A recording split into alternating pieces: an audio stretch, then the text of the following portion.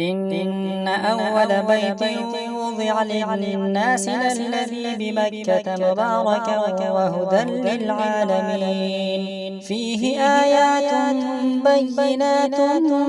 مقام إبراهيم ومن دخله كان آمنا ولله على الناس حج البيت من استطاع إليه سبيلا ومن كفر فإن الله غني عن العالمين قل يا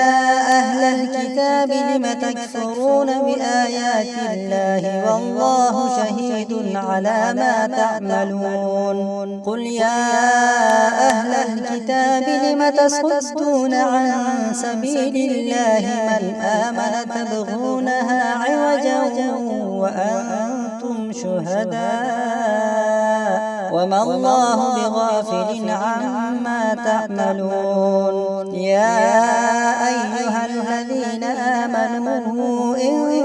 تطيعوا فريقا من الذين أوتوا الكتاب يردوكم بعد إيمانكم كافرين